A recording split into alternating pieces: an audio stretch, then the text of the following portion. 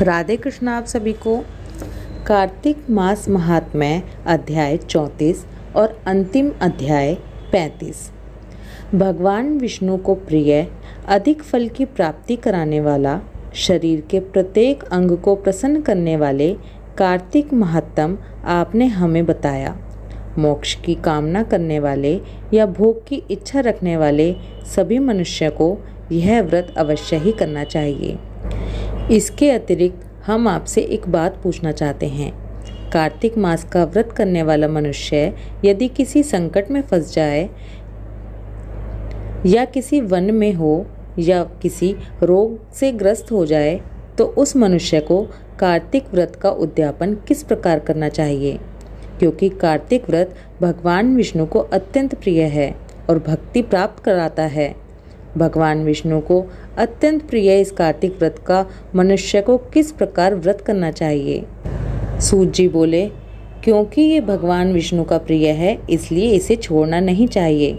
श्री सूत जी ने इसका उत्तर देते हुए कहा, यदि कार्तिक का व्रत करने वाला मनुष्य किसी संकट में फंस जाए तो वह हिम्मत करके भगवान शंकर या विष्णु के मंदिर जो भी पास में हो उसमें जाकर रात्रि जागरण करे।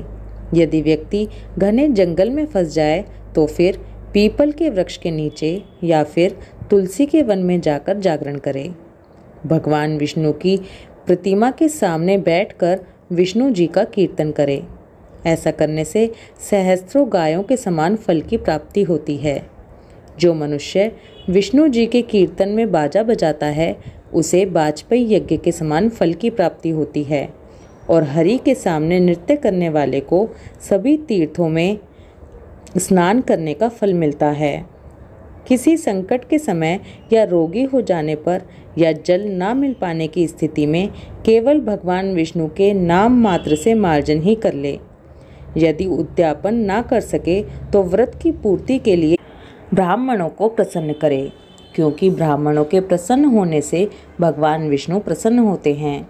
यदि व्यक्ति दीपदान करने में असमर्थ हो तो दूसरे के दीपक की वायु से रक्षा करे। यदि तुलसी का पौधा ना हो तो वैष्णव ब्राह्मण की ही पूजा कर ले, क्योंकि भगवान विष्णु सदैव अपने भक्तों के समीप रहते हैं।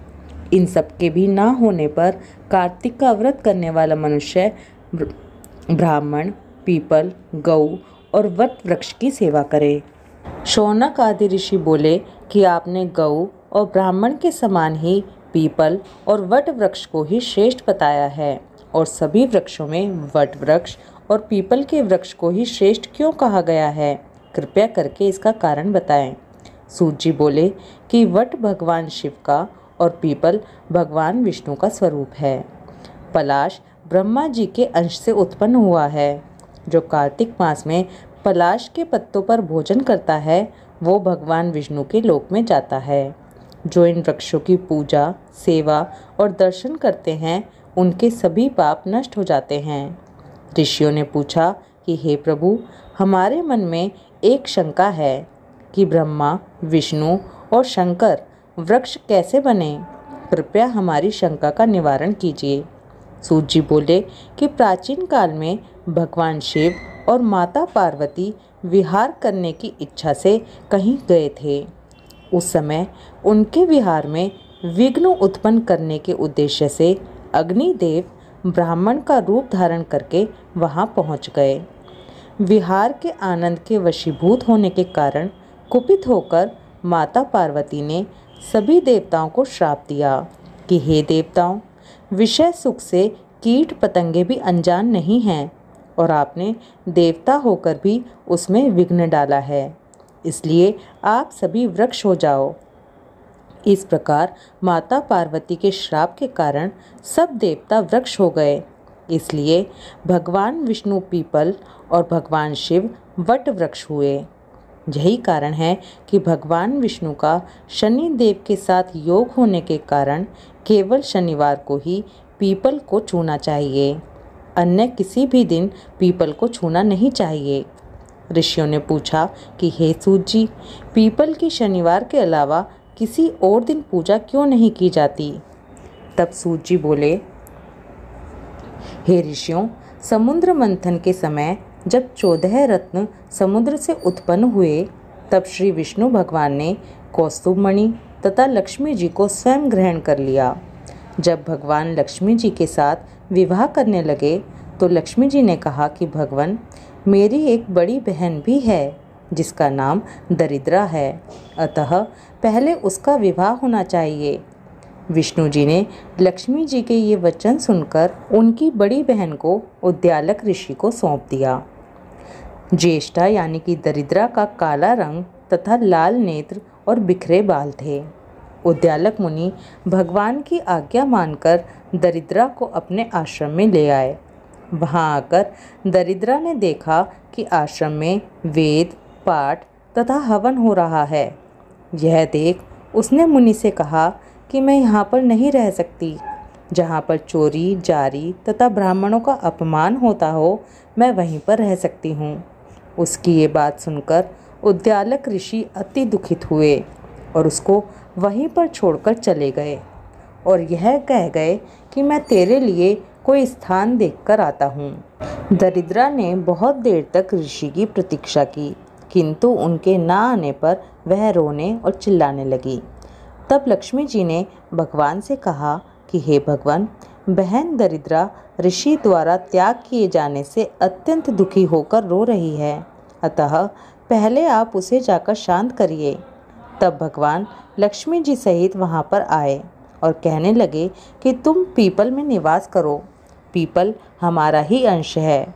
जो कोई कार्तिक सुदी पूर्णमासी को पीपल का पूजन करेगा वह तुमको ही प्राप्त होगा और उसके यहाँ लक्ष्मी का वास होगा।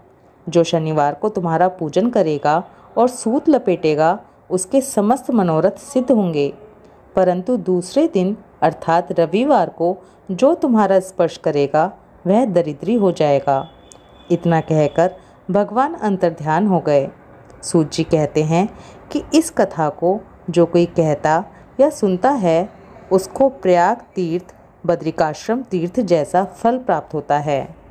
सूत जी बोले कि हे ऋषियों, मैंने आप सभी को भगवान कृष्ण, सत्यभामा, राजा पृथु और नारद जी का संवाद सुनाया, जिसे सुनने मात्र से ही समस्त पापों का नाश हो जाता है और अंत में उसे वैकुंठ की प्राप्ति होती है।